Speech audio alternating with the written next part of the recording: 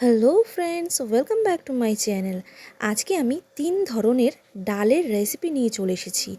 এই গরমে চটজলদি 3টি ডালের রেসিপি যদি এক মুহূর্তের মধ্যেই পাওয়া যায় তাহলে আর ক্ষতি কিসের।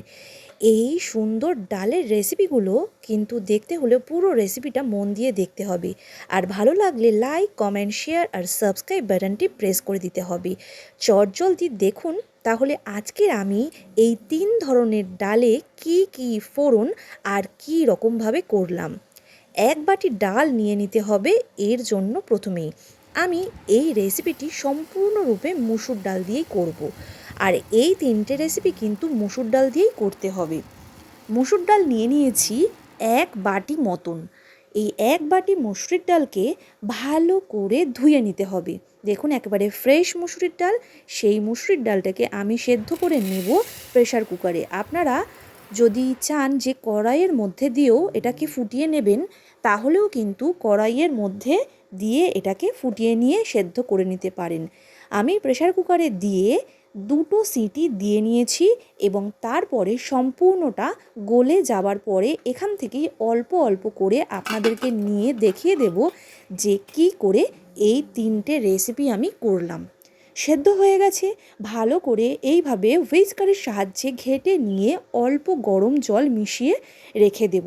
যেহেতু কোনো ডাল পাতলা হবে আর কোনো ডাল একটু ঘন হবে, সেই অনুযায়ী কিন্তু আমি জলটা এখানে মিশিয়েছি। পরে আমি এখানে জল আরও একটু মিশিয়ে নেব। এই রেসিপির জন্য আমি নিয়ে নিয়েছি 3 ধরনের উপকরণ। নিয়েছি কুচনো পেঁয়াজ, কুচনো টমেটো আর নেওয়া হয়েছে কুচনো ধনেপাতা। এই 3টি উপকরণ দিয়েই আমি এখানে আজকের এই রেসিপি 3টে করব। প্রথমেই গ্যাসের ওভেনটা ভালো করে জ্বালিয়ে নিয়ে প্যানটাকে গরম করে সর্ষের তেল দিয়েছি শুকনো লঙ্কা ফোড়ন। এরপরে দেয়া হয়েছে কালো জিরে ফোড়ন। এর মধ্যে দিয়ে দিয়েছি হলুদ। যদি ডালে আগে থেকে হলুদ দিয়ে থাকেন তাহলে আর হলুদ দেওয়ার দরকার নেই। আমি যেহেতু ডালটা শুধু সেদ্ধ করেছিলাম, তাই ডালে হলুদ আর লবণ আমি পরে মেশাবো যখন এটাকে ফোড়ন দেওয়া হবে। তাহলে প্রথম যে ডালটা আমি তৈরি করলাম সেই ডালের মধ্যে দিয়েছি কালো জিরে, শুকনো লঙ্কা, লবণ আর হলুদ দিয়ে ভালো করে ঘেঁটে নিয়ে একটু ফুটে এলেই দিয়ে দেব এর মধ্যে কেটে রাখা ধনেপাতা দিয়ে ভালো করে নাড়াচাড়া হয়ে গেলে ডালটা ফুটে এলে আমি নামিয়ে রেখে দেব। এর পরের যে ডালটা করব সেটি কিন্তু একটু ঘন হবে, তাই ঘন ডাল করতে হলে এর মধ্যে জলের পরিমাণটা একটু বুঝে দিতে হবে। চলুন, ফার্স্ট রেসিপিটা তো হয়ে গেল, এরপরে দ্বিতীয় ডালের দিকে এগোই। আবার তেল দিয়ে দিয়েছি কড়াইতে। এরপরে দেওয়া হয়েছে শুকনো লঙ্কা, তেজপাতা দেওয়ার পরে এখানে দিয়ে দিয়েছি সাদা জিরে। এরপরে দেওয়া হয়েছে কুচনো পেঁয়াজটা যতক্ষণ না খুব ভালো করে ফ্রাই হচ্ছে ততক্ষণ নাড়িয়ে চাড়িয়ে যেতে হবে। যেহেতু এর মধ্যে লবণ আর হলুদ দেওয়া হয়নি, তাই দ্বিতীয়টার ক্ষেত্রেও কিন্তু একই প্রসেস অ্যাপ্লাই করা হবে। ভালো করে ভাজা হয়ে গেছে। এরপরে সেদ্ধ ডাল থেকে আবারও খানিকটা অংশ নিয়ে এই ভেজে রাখা পেঁয়াজের মধ্যে দিয়ে দিতে হবে। দেখুন এই ডালটা কিন্তু একটু ঘন হয়েছে, ওপর থেকে আরও একটু জল আমি মিশিয়ে নিয়েছি। এই ডালের কনসিস্টেন্সিটা দেখেই আশা করি বুঝতে পারছেন ঠিক কেমন ধরনের ডালটা হবে। এই ডালটা কিন্তু অসম্ভব সুন্দর খেতে হয়। গরম ভাতে ঝুড়ো আলু ভাজা দিয়ে এই ডালটা অসম্ভব সুন্দর লাগে। সঙ্গে যদি একটু লেবু থাকে তাহলে তো আর কোনো কথাই হবে না। এই গরমে পাতলা 3টি এই ডালের রেসিপি যদি ভালো লেগে থাকে তাহলে প্লিজ লাইক, কমেন্ট, শেয়ার আর সাবস্ক্রাইব বাটনটি প্রেস করে দেবেন। চলুন চলি 3 নম্বর ডালের দিকে। এই ডালেও দিয়ে দিয়েছি শুকনো লঙ্কা ফোড়ন আর দেওয়া হয়েছে এর মধ্যে কালো সর্ষেটা সাবধানে দেবেন, এটা কিন্তু চটপট করে ছিটে ওঠে।